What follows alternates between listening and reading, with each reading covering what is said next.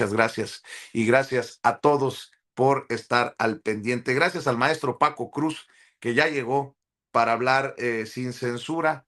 El maestro Paco Cruz, más de 47 años en el periodismo, autor de una larga lista de libros como Las Damas del Poder y García Luna, El Señor de la Muerte, y sus libros de referencia, más de 10 años de haberlos publicado, Tierra Narca y La Guerra que nos ocultan. Mi querido Paco, ¿cómo estás? Desde acá, desde Los Ángeles, California, te abrazo. ¿Cómo estás, maestro? Vicente, ¿cómo estás? Buenos días. Sé que por aquí ya anda también Jaime Hernández, se levantó tempranito, así que lo saludamos Ah, y me no lo imagino. había visto, no lo había visto. Perdóname, mi querido maestro Jaime Hernández, perdóname. De por sí te caes de la cama y luego que uno no te salude a tiempo, está cabrón, ¿no? Está cabrón. Oye, Jaime, Se nos vaya a sentir, Vicente, nada más por eso. oye, Jaime. Ya me voy. No, espérate. Oye, Jaime, otra vez de negro y el maestro Paco renuente a Muy ponerse el mal. uniforme, ¿no? Qué bárbaro. A la noche voy a tomar un vuelo a París para comprarme unas camisas y playeras negras. Exacto. Bueno, Muy bien. ¿te gustan Y- esas formas de la profesora Elvester Gordillo? sí, exactamente. Oye, Dime, Chente, Eo, te pido un inmenso favor. dime. Por favor, le das un fortísimo abrazo a mi querido Porfirio y a Raquelita, su esposa. De verdad, yo creo que Vicente y su esposa son de la gente No, más Porfirio, humilde. Porfirio es su esposa. Perdón, Dijiste, ¿qué pasó? perdón. Ya me estaba sacando del club. ¿Qué dije yo? ¿Qué onda? Porfirio y Raquelito son dos de las personas que más han respaldado no solamente a Sin Censura, sino a youtubers como No Apto para Cínicos o cuando estábamos con de 7 a 9, siempre estuvo ahí con nosotros dándonos un espaldarazo. Y de verdad, no sabes lo importante que para nosotros siempre es ver ese respaldo de gente porque nos daba alientos. Siempre que recibíamos un apoyo de Porfirio y Raquelita, es como un bálsamo, ¿sabes? De esta gente que entiende que a veces ir tirando para adelante es complicado. Así es que yo creo que es de bien nacidos ser agradecidos. Así es como te agradezco que llegues a esta cita, mi querido Jaime, el maestro Jaime Hernández, décadas como corresponsal mexicano en el extranjero, décadas como corresponsal de guerra, fundador y conductor de su espacio en YouTube, No Apto para Cínicos. Ya escuchaba, algunas de las personas que nos apoyan en Sin Censura respaldan No Apto para Cínicos, por eso le pido a usted que nos está viendo y escuchando que por favor, respalden con los likes, con las suscripciones y con las aportaciones para que siga adelante el maestro Jaime Hernández. Bien dicho, mi querido Jaime. Y miren, hoy nos enfocamos en el caso de Porfirio y Raquelita porque nos dejan dormir aquí en esta esquina, como seguramente les ha pasado a ustedes en este largo caminar en el periodismo, Paco, Jaime, de gente que lo mismo te da un taco, que lo mismo te ofrece un champurrado, un atolito, qué sé yo. Esto desmonta. No me acuerdo qué día tuvimos esta discusión de que el peor enemigo de un mexicano es otro mexicano. No, yo les decía, yo tengo la confirmación de que no es así. Bueno, ayer platicaba con Octavio precisamente de esto. Un ejemplo es Porfirio y su compañera Raquelita. Híjole, seguramente nos está viendo y escuchando Porfirio. Gracias, Porfirio. Si no se quita la camisa para que uno pase ahí, no se ensucie los zapatos, es porque Dios es muy grande. Pinche Porfirio es bonachón, es un chingonazo. Y yo quiero decirles que así con esos ejemplos podemos ir por el mundo y decir, no, hay que contrarrestar eso de que el peor enemigo de un mexicano es otro mexicano. Yo tengo un pinche amigazo chingón que se llama Porfirio, se apellida Vázquez y que desmonta esto que no puede convertirse en ley. Y hablando de agradecimientos, porque es de gente a la que le enseñan bien en su familia Mm. precisamente a ser agradecidos. Gracias, Paco, porque en los últimos 2 días, para que uno pueda estar aquí, te has echado al hombro el programa y has estado al pie del cañón en la conducción. Gracias. Y la gente va a decir, ay, qué cursis amanecieron hoy. Pero si no lo dice uno aquí, se pasa.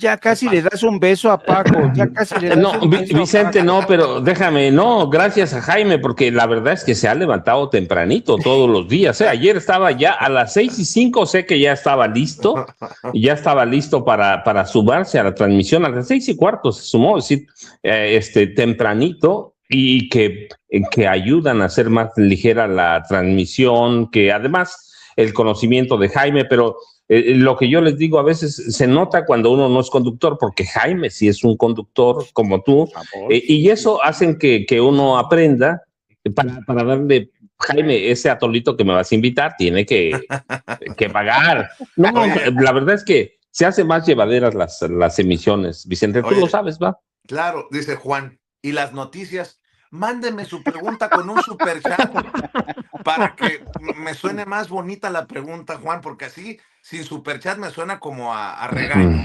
Así que, y las noticias, póngale signos de interrogación al principio y al final, como debe de escribirse, Juanito.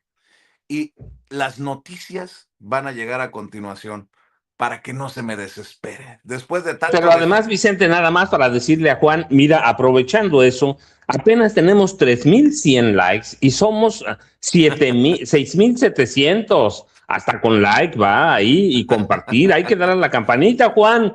Así que ya saben, como dice Vicente, una lluvia de likes. Y si le borran la suscripción, ahí está la campanita, Vicente. Y luego, pues ahí tenemos la cuenta Banorte. Ya aprovechando el viaje, recuerde que tenemos una cuenta Banorte, Chayotito del Pueblo, y bueno, pues aquí estamos, ya sabe, la cuenta Banorte a nombre de Vicente Carlos Serrano Arroyo, y el número de cuenta, mire, Juan, mira, ya, muchas gracias, el número de tarjeta, no de cuenta, de tarjeta, Banorte 4189-1400, 5511-8185. Juan, ahora sí vayamos a las noticias, con ese Chayotito, ya que podemos decir. Porque Juan ya mandó $5 de superchat, así como, cállense cabrones y vayan a las noticias, ya déjense de cosas.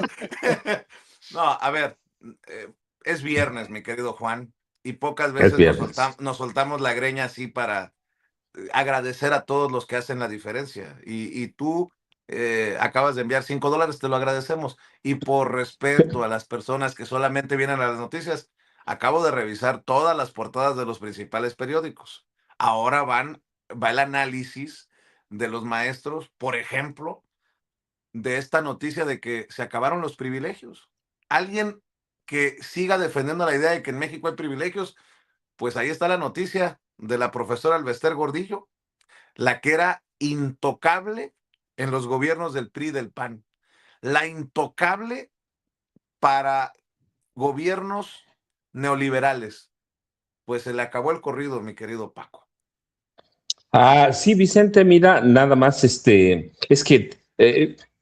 viste 3 temas que son fundamentales, el de las armas que hemos tratado muchas veces sobre el tráfico de armas a México, el de la maestra Albester Gordillo Morales, lideresa vitalicia, cualquier cosa que quiera decir vitalicia del Magisterio Nacional o Sindicato Nacional de Trabajadores de la Educación, y el de Grecia Quirós. Y mira, nada más porque aquí estamos los dos, ya me imagino que Norman está a punto de enlazarse. Vamos a iniciar con Grecia Quirós, porque sí es importante, Vicente, es importante que una presidenta o la presidenta municipal de un municipio intente censurar a un senador. Si eso le hace a un senador, porque es intento de censura de ella, no de las autoridades.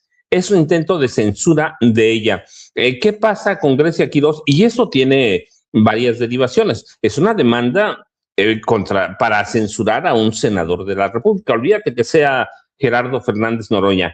Y es al mismo tiempo presenta una entrega, no es una denuncia, pero entrega una serie de videos, sé que son 9, para censurar o para tratar de acalambrar o meter miedo a Raúl Morón Orozco, que es senador de la República, a Nacho Campos, le digo Nacho Campos, o Ignacio Campos Equigua, que fue presidente municipal de Uruapan, y a Leonel Godoy Rangel. Entonces, cuando ves todo eso, nos tenemos que preguntar algo. ¿Qué está pasando con Grecia Quirós García?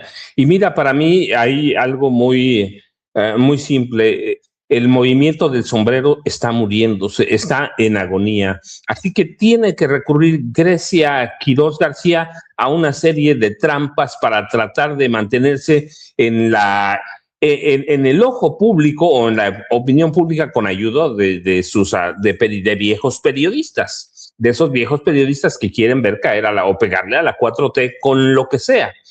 Así que presenta los videos, que no es una denuncia propiamente, pide que los revisen, pero son videos que presentó en su momento o grabaciones de Carlos Manso Rodríguez, el extinto presidente municipal de Uruapan.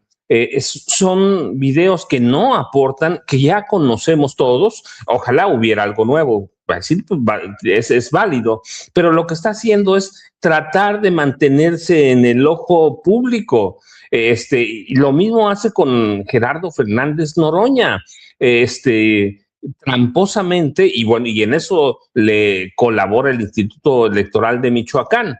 Tramposamente juegan con una denuncia, es una denuncia en el Instituto Electoral de Michoacán que no tiene ningún efecto, pero que además no emite ninguna sentencia contra Fernández Noroña.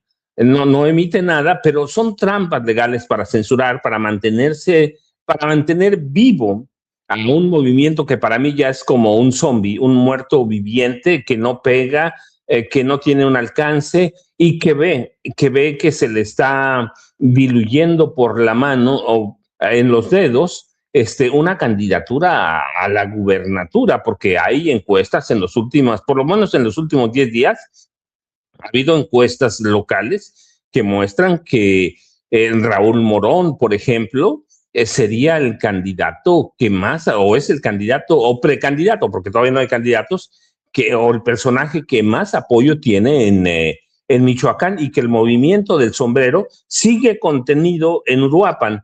Y todavía no empieza el año electoral, Vicente, por lo menos para ellos.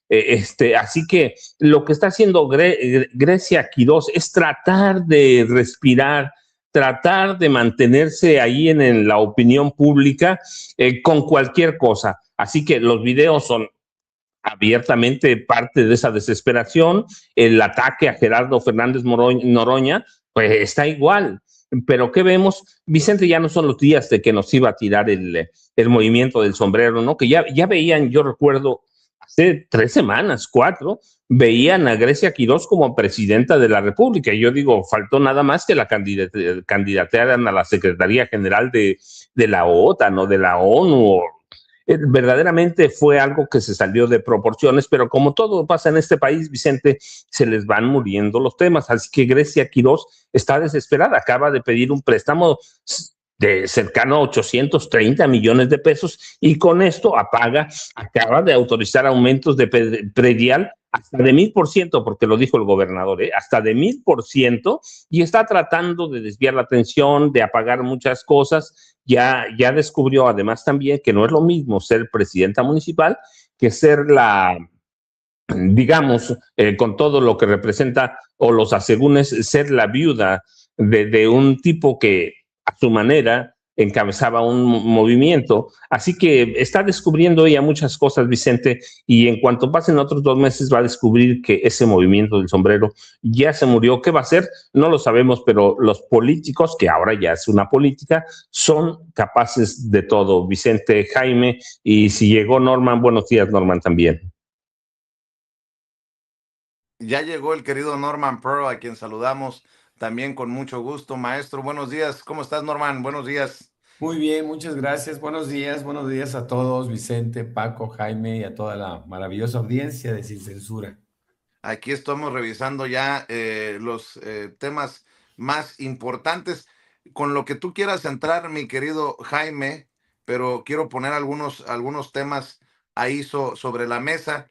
Nuevamente, el golpe a la lideresa del CENTE, que no es poca cosa, y el mensaje está claro: se acabaron los privilegios. Esto de la censura a Noroña por el Instituto Electoral de Michoacán, en donde también fue desmentida por manipular la opinión pública, Grecia Quirós, de que había presentado denuncia penal contra el exgobernador Godoy, contra el senador Morón y contra el exalcalde Ignacio Campos, los aranceles de Trump, y aún así México por tercer año consecutivo sigue siendo el aliado comercial principal, número uno de Estados Unidos. Así que creo que estos datos no van a llevar a Trump a romper, a menos que esté medio loco. Sí está loco, pero no tanto con este tratado, porque de otra manera se vería muy afectado, no solamente México, sino Estados Unidos. Y aparte, déjame mencionar, para escuchar tus comentarios, que leo un posicionamiento, un comunicado de Relaciones Exteriores que dice así: se solicita a autoridades en Estados Unidos garantizar atención médica adecuada a familias detenidas en el centro migratorio de Dilley, Texas. El gobierno de México, a través del Consulado General de México en San Antonio, la Embajada de México en Estados Unidos y la Secretaría de Relaciones Exteriores, da seguimiento puntual a la situación de las personas mexicanas detenidas en el Centro de Procesamiento Migratorio de Dilley, Texas, particularmente casos de niñas, niños y adolescentes.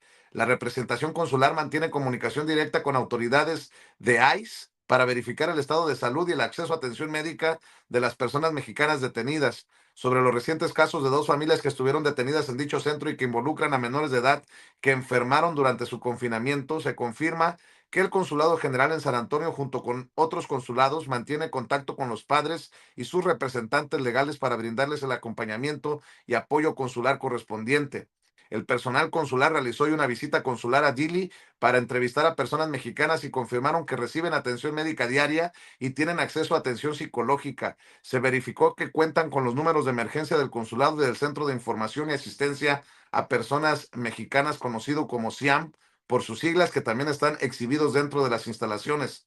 Por otra parte, la Subsecretaría para América del Norte solicitó información puntual a través de canales diplomáticos sobre la situación general del centro y de las familias mexicanas detenidas. De igual forma, la Embajada de México da seguimiento con las autoridades centrales de Estados Unidos. El bienestar y la plena observancia de los derechos humanos de las personas mexicanas en el exterior constituye una prioridad para el gobierno de México. Se continuará brindando asistencia y protección consular conforme al marco jurídico vigente, utilizando todos los mecanismos diplomáticos y legales disponibles. Menciono este comunicado porque pues debemos de seguir poniendo el dedo en la llaga. Esto me lleva a decir que tenemos que seguir poniendo el dedo en la llaga. Si se están moviendo los consulados, es sí, por orden expresa de la presidenta, pero también por las denuncias, las quejas, los señalamientos que no dejan de hacer los paisanos y paisanas. Así que desde aquí y en pie combativo, respetuoso pero combativo, no nos quedemos callados. Así que mi querido Jaime, ahora sí voy contigo. Déjame entrar por este último caso, declaración de la Secretaría de Relaciones Exteriores. Yo no sé si ustedes conocen o no los antecedentes de lo que ha ocurrido en este centro de detención migratorio en Dilley, Texas. Todo comenzó porque la situación dentro de ese centro de detención era tan horroroso, tan humillante para madres, niños, adolescentes, y todo esto lo generó los propios detenidos que empezaron a compartir videos, fotos. Ya saben que vivimos en la era de la comunicación instantánea. Niños que enviaron mensajes denunciando la situación, y esto dio a pie a que medios independientes empezaran a investigar el caso y le siguieron la pista a un caso que de verdad tal parecían centros de detención, lo más parecido a guetos como los que mantuvieron los alemanes contra los judíos o como los que han tenido los judíos contra los niños de Gaza. Claro, sin el tema de los bombardeos continuos, pero mala alimentación, temperaturas extremas, falta de medicamentos cuando los niños se enfermaban. Y todo esto, pues imagínense, empezó a cundir. Y entonces, ¿qué hizo la Casa Blanca? ¿Qué hizo el Departamento de Seguridad Interna? Mandó a funcionarios a ver quién había mandado esas fotos, a tratar de arrebatarles esos testimonios, esos testigos visuales que habían enviado, en lugar de resolver la situación, fueron a reprimir. Entonces, todo esto generó un escándalo realmente, es que vivimos en la era Trump, la era del horror, de verdad. Esto es distópico, lo que hemos estado contemplando. Y la Secretaría de Relaciones Exteriores de México, al ver esto, eh, pues ciertamente, pues empezó a moverse porque las imágenes que empezaron a circular cundieron por las redes sociales. Por ejemplo, muchos medios como por ejemplo ProPublica empezaron a distribuir estas imágenes de los niños que hablaban, consignaban los hechos. Le pasé a Ceci una imagen que publica, que es una especie de collage, de mosaico que publica ProPublica, en donde salen las fotos de estos niños, de estos adolescentes, y entonces fue una ventana que se abrió para ver, me estoy guardando de no ser exagerado en los adjetivos, pero ciertamente una situación deplorable, ¿no? La situación de aislamiento, de abandono, niños de Venezuela, niños de Centroamérica, niños que escribían sus cartitas en inglés, porque ya incluso escriben en inglés. Y entonces esta es una situación calamitosa que ha puesto de relieve el tratamiento tan brutal que se les da desde niños a estos inmigrantes, a quienes, ¿sabes?, meten en un centro de detención como si fueran una raza menor, como si fueran animales, como si fueran ganado. Esto es lo indignante. Miren, aquí está esta imagen que publica ProPublica, que denunciando las imágenes de los niños, de los adolescentes, que ellos mismos denunciaban con sus mensajes lo que estaban viviendo al interior de este centro de detención. Así es que yo celebro este comunicado. Evidentemente el comunicado está escrito en los términos más diplomáticos. Yo hubiera sido más duro, pero claro, México tiene que ser diplomático a la hora de pedir a las autoridades de Estados Unidos que por favor no violen los derechos humanos de estos niños. Segundo elemento que quisiera abordar rápidamente, el caso de doña Grecia Quirós. Resulta muy triste, muy, muy, muy triste, que en una época en la que mujeres como Claudia Sheinbaum, una mujer brillante, inteligente, con una capacidad para gobernar, para dirigir el país, crezca como un hongo una mujer como Grecia Quirós, que para mí representa lo más safio, lo más vulgar, lo más cazurro de la inteligencia femenina, de lo más tramposo. Y que en Grecia Quirós se parece más a las Xóchitl Gálvez, a las Alessandra Rojo de la Cueva, que a mujeres como Claudia Sheinbaum. Y con esta actuación tan indigna que denota que depende de quienes la están manejando, que la están manejando de forma pues tramposa para ver de qué manera la convierten en títere de sus aspiraciones en Michoacán. La verdad que qué lamentable ver este caso de una mujer que representa desde mi punto de vista el alto contraste cuando vemos a una mujer tan inteligente, tan independiente, que no necesita de nada, que es una mujer con carácter brillante. Admiro muchísimo y qué bueno que tengamos una mujer como presidenta como Claudia Sheinbaum. Tercer elemento, la señora Gordillo. Yo creo que si alguien escribiera, de hecho, a veces me dan ganas de escribir un libro. Miren esta foto, se parece a la hormiga atómica. Aquí Elba Ester Gordillo. Si hubiera, yo creo que un gran título para escribir un libro sobre Elba Ester Gordillo, que ya se han escrito varios, sería La Gran Seductora. ¿Cómo es posible que una mujer como Elba Ester Gordillo haya sido capaz de seducir a uno de los sindicatos más poderosos?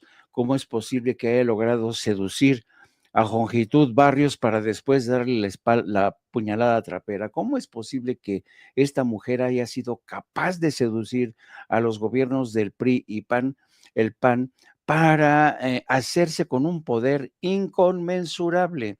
Sus tentáculos se extendieron por todos lados, por todos lados.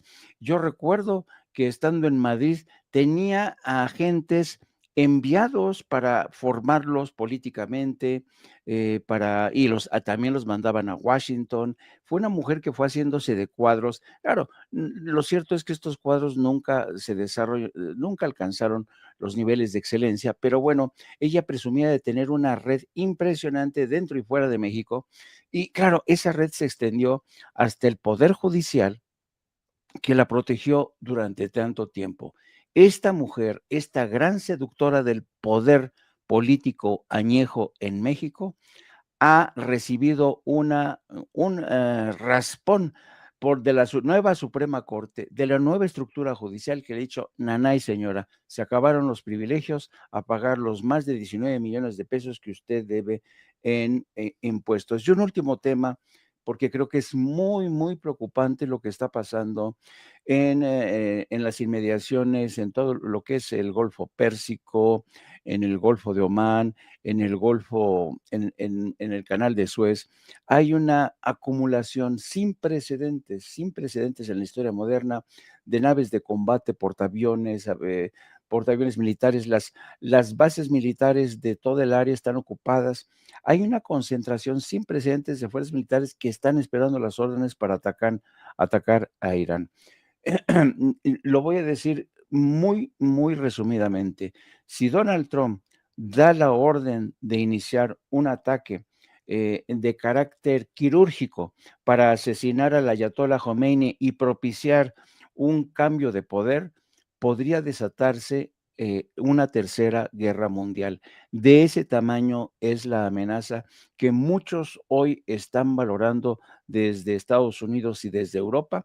El Reino Unido, para que se den una idea, está debatiendo si, de hecho, está prohibiendo que Estados Unidos utilice sus bases militares que suele utilizar en campañas de ataques, porque saben bien que Irán tiene misiles de largo alcance que pueden realmente atacar esas bases militares. Los misiles de última generación de Irán son misiles hipersónicos que tienen un alcance de más de 2,000 kilómetros. Así es que Israel quedaría reducido a escombros, y yo creo que si realmente Donald Trump se atreve a dar esta orden, señor, estaríamos a las puertas del Armagedón. Mi querido Norman Pearl, sobre lo que quieras, maestro, sírvase con la cuchara grande, es viernes, querido Norman, pero por favor, toca el tema de la profesora Elvester, ¿no? Dame tu punto de vista. Si Salinas Pliego ya paga sus impuestos, ¿por qué, hijos de la chingada, tendrían personajes como Elvester Gordillo la intención de que se les siga privilegiando? Pues no, le dieron con la puerta en las narices en la Suprema Corte de Justicia de la Nación. Bueno, no hay que olvidar, hay que tener siempre presente que el Elvester Gordillo es producto de un dedazo, ¿no? A la salida, es decir, a la llegada de Carlos Salinas de Gortari, queriendo justificar su triunfo electoral, que por supuesto no existió. Acuérdense que se robaron también la presidencia. Bueno, pues Carlos Salinas de Gortari trata de hacer cosas estrambóticas, ¿no? Así que sonaran muy fuerte. Es cuando él manda quitar a la quina en Ciudad Madero, Tamaulipas, en donde se urde un plan y llevan a un agente del Ministerio Público que había fallecido en la Ciudad de México, lo llevan a la casa de la quina, de Joaquín Hernández Galicia, y bueno, con eso logra quitar un poder que era un poder real, el poder del líder o secretario general de Petróleos Mexicanos, ¿no? Durante tantos años. De la misma manera lo hace en educación pública. Quita al sempiterno Carlos Jongitud Barrios, quita a Carlos Jongitud y en su lugar pone a Elvester Gordillo, quien era la número 2, quien era la segunda de Carlos Jongitud Barrios. el Bester Gordillo le permiten crear muchísimo poder. No hay que olvidar que decían que era el sindicato más grande de América Latina, ¿no? Sí, y ciertamente tenía una enorme cantidad de adeptos, de profesores registrados en el magisterio, en este sindicato, perdón. Y bueno, ella crea muchísimo poder. Es un poder político que trasciende inclusive a un poder económico. Ella maneja de forma absolutamente arbitraria las cuotas de los profesores y pasan por sus cuentas de cheques personales. Ahora dice que no, que esas cuentas no eran de ella, que eran del sindicato, pero estaban a su nombre. Eso suena por lo menos ridículo, ¿no? Esto fue en 2008 y 2009, cuando pasaron por sus cuentas cantidades multimillonarias, cuya fracción, cuyo porcentaje de impuestos sobre la renta ascendía a 19 millones de pesos. Pues simplemente ahora se le pide que los pague. Ya fue la Suprema Corte de Justicia de la Nación decidió que ella tenía que pagarlos y bueno, estoy seguro que los tiene. No hay que olvidar todas esas casas que ostentaba en el sur del estado de California, en Estados Unidos, en donde, bueno, ella mostraba su poder económico, a pesar de ser una mujer de una extracción muy humilde, y que después trató de justificar diciendo que eran herencias de su mamá, una señora que, por cierto, era terriblemente humilde también.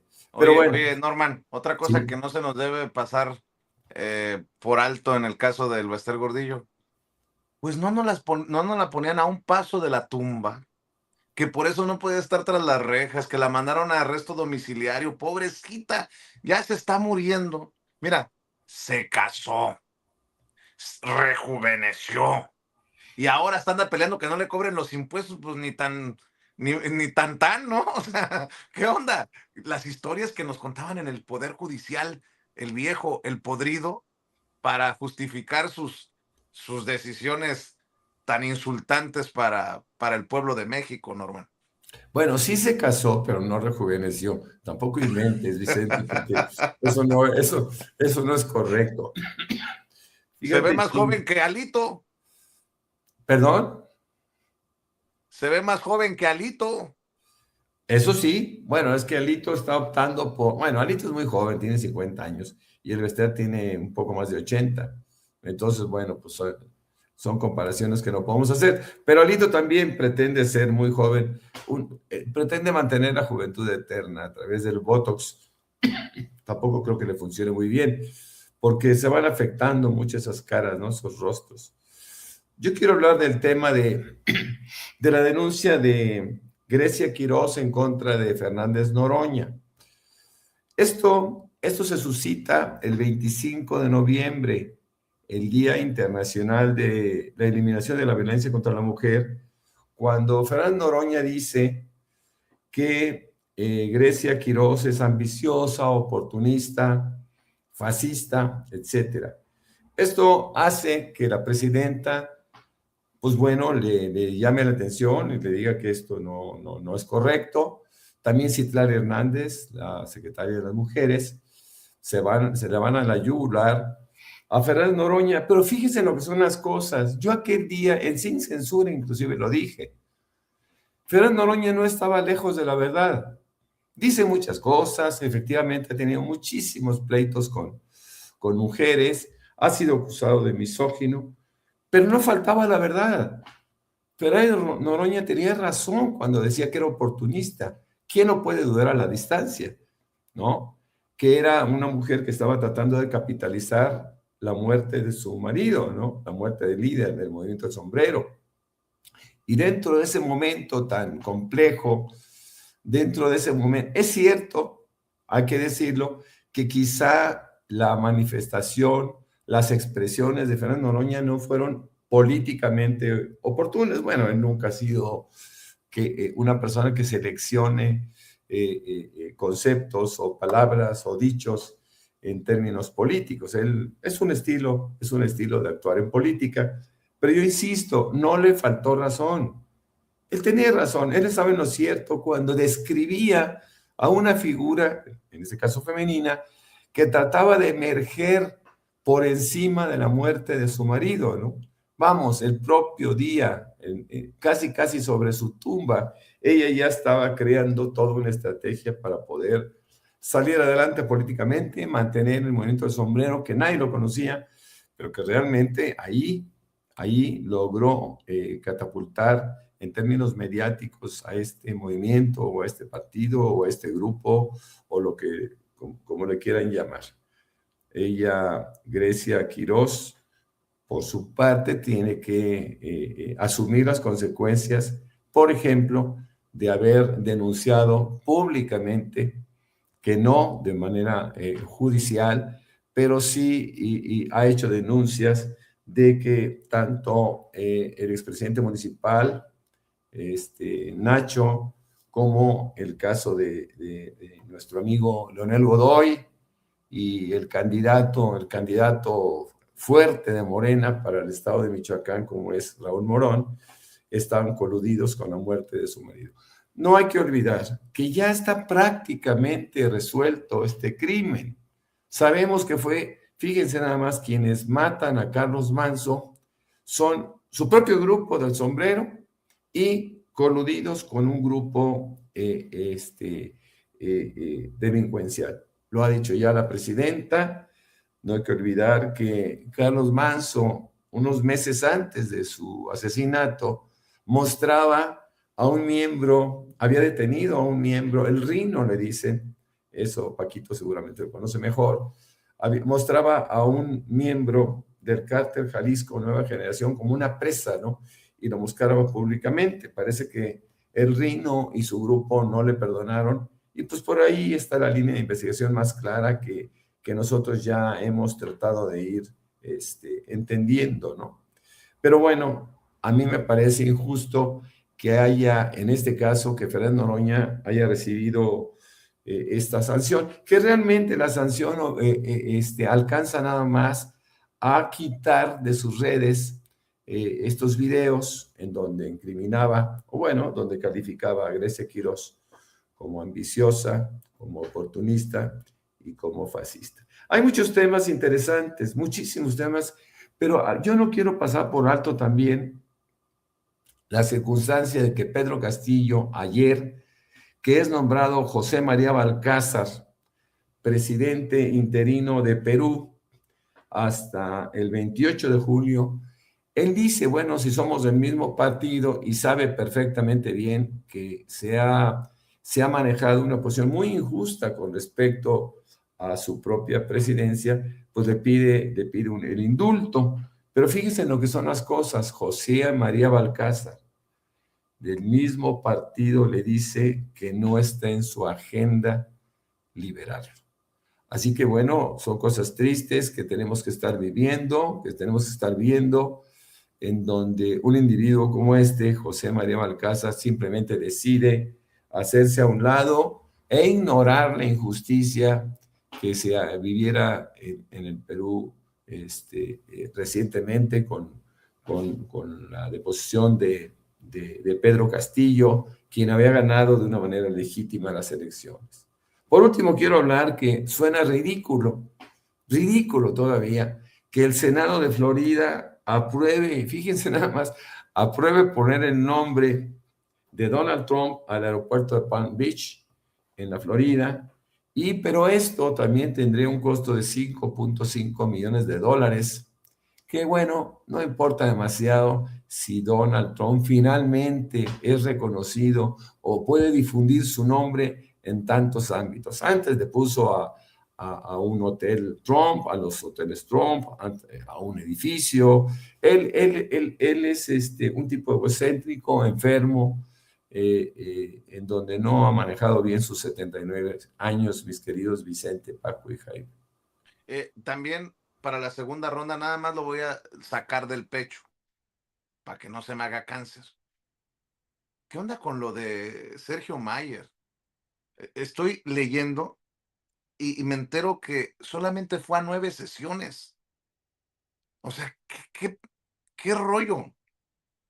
O sea, también a los que dicen en Morena, No gastemos tiempo en lo de Sergio. No, sí, para que no volvamos a tener un plurinominal como este cabrón. No puede, por cierto, dice que casi como diciendo que él es Bad Bunny, el Bad Bunny mexicano, que para eso le va a servir la casa de los famosos para proyectar la mexicanidad, o sea, ¿qué onda? Si el decir que solamente fue a 9 sesiones, a 9 sesiones en todo este tiempo, y tiene como 50 inasistencias injustificables.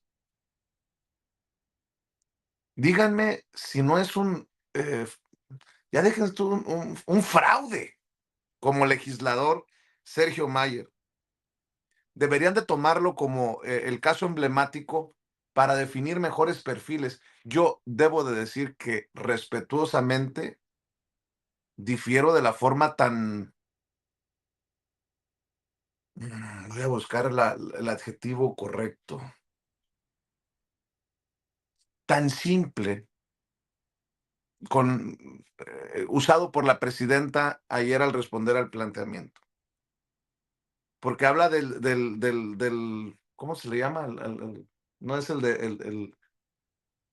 no el sustituto, el legislador. suplente. El suplente. El suplente.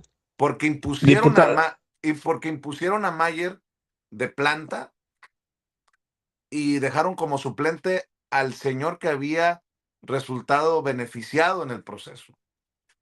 Ojalá que en Morena tomen en cuenta lo que dice la gente en los chats, lo que denuncia la gente, de lo que se queja la gente en redes sociales y obviamente a ras de tierra, a ras de suelo, la gente de a pie.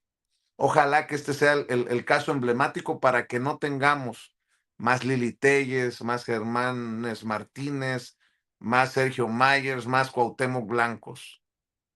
Pero bueno, ¿cómo puede ser posible que haya faltado a cerca de 50 sesiones en la Cámara de Diputados y todavía hay quien se rasgue las vestiduras porque el pinche radical, solo como ejemplo de Vicente Serrano, le juega al caníbal en la izquierda y critica a Sergio Mayer? Mi querido Paco, con lo que tú quieras para la segunda ronda. Vicente, rapidísimo, dos temas, el del Bester y el de Sergio Mayer. Primero el de Mayer. Mira, Morena está pagando los excesos o el pragmatismo peligroso de Mario Delgado Carrillo, ¿sí? Hay que decir que el presidente abrió la puerta, el presidente López Obrador, claro está. Morena es un partido nuevo. ¿Cuándo le dieron su registro? ¿2012? ¿2014 más o menos? Sí, 2014 más o menos le dieron su registro y de pronto creció como un monstruo que se apoderó de las estructuras políticas de este país y en ese proceso tiene muchos pecados Morena, hay que decirlo, y uno de esos es el de los, no solo chapulines, sino indeseables, granujas, impresentables como Sergio Mayer. Y están aprovechándose de todo esto. Mario Delgado Carrillo nunca dio una explicación del por qué le entregó una diputación a Sergio Mayer. No hay ninguna lógica excepto que sea su cuate. Es eso, es el cuatismo. Y yo recuerdo mucho cuando Sergio Mayer un día platicó, fui a varios partidos y en todos me cerraron la puerta, pero Morena me las abrió. O sea, ni siquiera es un tipo morenista, olvídate que izquierda, ni siquiera hay una conjunción o comunión con los intereses o ideales de Morena. Y es el caso de Yunes, es el caso de Murat, es el caso de Alejandra del Moral, ya tú habías dicho de Germán Martínez, Lili Téllez. Morena está pagando sus excesos y va a tener eventualmente que hacer una depuración abierta. Ahora mismo hay cinismo, lo que hace Sergio Mayer y las declaraciones que da son cínicas abiertamente, pero pues esos son los excesos y aquí lo platicamos muchas veces, el pragmatismo peligroso de Morena. Algunos los puedes justificar, pues es que con eso íbamos a obtener la mayoría calificada, pero de pronto Morena se llenó de eso, de traidores, así como lo decimos aquí, pero es pragmatismo peligroso. peligrosísimo. Y mira, ahora que están a punto de presentar la presidenta Claudia Sheinbaum Pardo, lo va a hacer el martes por la mañana o en su mañanera, la reforma electoral, yo digo, es tiempo, primero para que Morena haga una purga y después para que considere seriamente la posibilidad de romper con el PT y con el Partido Verde, que han sido los grandes ganadores de esta alianza de Morena. Son un negocio. El PT y Morena vieron, y el Partido Verde Ecologista de México vieron en Morena un gran negocio y han hecho un gran negocio. Punto, rapidísimo para que sean unos minutos. Luego, el caso de la maestra Elvester Gordillo Morales, nada más recuerda, cuando se crea el CENTE en 1900, entre el presidente Miguel Alemán y Manuel Ávila Camacho y Miguel Alemán, lo crean con una sola orden, que sea el sindicato al servicio del presidente. Y el Sindicato Nacional de Trabajadores de la Educación ha vivido solamente de cacique en cacique. No hay de otra ni cómo entenderlo. De cacique es cuando Luis Echeverría ordena de poner a Jesús Martínez Robles, que es el matón, se va con otro matón. Sí, el profesor Jongitud Barrios, Carlos Jongitud Barrios de San Luis Potosí, y cuando Salinas decide meter mano para cobrarle a Jongitud todos los pecados, entre ellos el apoyo a Cuauhtémoc Cárdenas Solórzano, impone a otra matona, la maestra Elvester Gordillo Morales. Y digo matona, aunque la perdonaron del asesinato del maestro Misael Acosta, la verdad es que es eso, impone a otra matona que nada más se lleva del sindicato, y están documentados, $200 millones, no de pesos, 200 millones de dólares, así que, y los tres caciques, ellos son los tres caciques, Jesús Martínez Robles, Carlos Jongitud y la maestra, y los tres terminan de manera muy abrupta y trágica, la misma, por la mano presidencial, y la maestra sabía eso y lo aprovecha Vicente y yo, ya sabes, @Paco Cruz Jiménez en X, a Francisco Cruz Jiménez en Facebook, y nos vemos el lunes tempranito, Vicente, si se necesita antes, ya sabes que aquí estoy en mi casa, trabajando, pero buenos días, Jaime y Norman, buen fin de semana para los tres. Gracias, mi querido Paco. Oye, Jaime, que no se nos olvide esto que publica, y me parece muy interesante analizarlo, Milenio, el PAN, el amo de los plurinominales desde 1979. Ahora entiendes por qué el PAN está con todo contra la reforma electoral. Los legisladores del PAN y el PRI tienen el récord de haberse sentado más horas en escaños y curules. Son los amos de las plurinominales.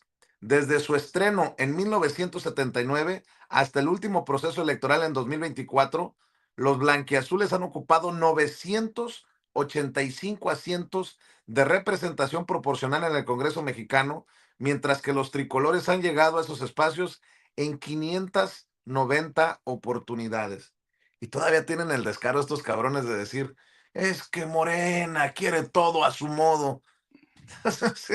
Desde 1979 lo han tenido a su modo estos y se han servido con la cuchara grande. ¿Con qué cara? Cínicos, hijos de la tostada, muy temprano para mentar madres y padres. Sí, y yo creo que la figura de los plurinominales, yo creo que es la figura más repudiada por la mayoría de los ciudadanos en México, precisamente por este tipo de actitudes, ¿no? Que se han reproducido, desafortunadamente, en el seno de Morena, ¿no? Hemos visto el número de asistencias del señor Mayer, y aquí tengo que decir algo, porque me consta. Muchas veces, yo me preguntaba, porque tú sabes que el único punto en el que Sergio Mayer y yo coincidimos, porque no podría coincidir de ninguna manera con Sergio Mayer en muchas cosas, pero el único punto en el que coincidimos Sergio Mayer y yo es a la hora de ir al gimnasio.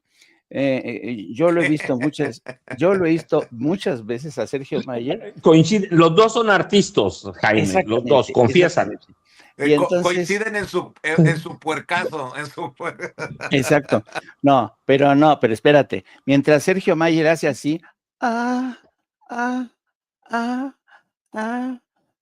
y yo me le quedo viendo y digo, bueno, ¿cómo es posible? No, yo como los machos, así.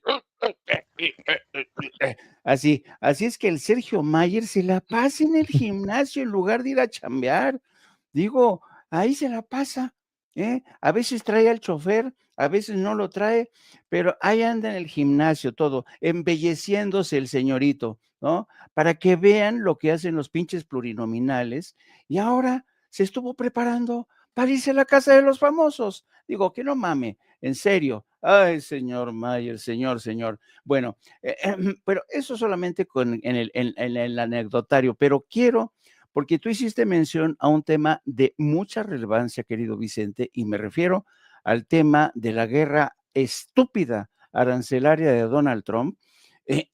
Fíjate, hoy el editorial del Wall Street Journal dice lo siguiente. El título es La vergonzosa verdad sobre los aranceles. Y entonces dice rápidamente, no solamente les voy a leer 2 párrafos de este editorial, que dice así: esta semana la Casa Blanca abrió un nuevo frente en su guerra contra la Reserva Federal, una disputa sobre la investigación de la Fed sobre las consecuencias de los aranceles del presidente Trump. Si los aranceles son una victoria económica y política tan clara, ¿por qué la administración Trump se muestra tan defensiva al respecto? El revuelo se centra en el análisis que les presentamos la semana pasada, realizado por 4 economistas del Banco de la Reserva Federal de Estados Unidos. Estos economistas descubrieron que los hogares y las empresas estadounidenses están soportando casi el 90% del coste de los aranceles de Trump, contrariamente a la afirmación del presidente de que los extranjeros lo pagarían. El análisis de la Reserva Federal coincide con otras investigaciones sobre la distribución de los costos arancelarios realizados por economistas de Harvard y el Instituto Kiel de Alemania, y con el sentido común. No existe evidencia generalizada de que los productores extranjeros estén reduciendo sus precios para compensar los aranceles, el principal mecanismo por el cual los extranjeros pagarían los impuestos fronterizos. Le pasé, mira, aquí está la vergonzosa verdad sobre los aranceles, editorial de hoy del Wall Street Journal. Y hablando precisamente de editoriales, ayer debo de admitir que muchas veces difiero con Jorge Cepeda Patterson, a quien tengo muchos años de conocerlo y a quien respeto, ¿no? A pesar de las diferencias. Ayer le pegó a la pelota en la nariz, como dicen en el béisbol, López Obrador y Sheinbaum. Afinidad más allá de intrigas. Ya llegó la presidenta. Te la debo, mi querido Norman, discúlpame. Abrazo a todos. Vamos a esperar a que entren todos.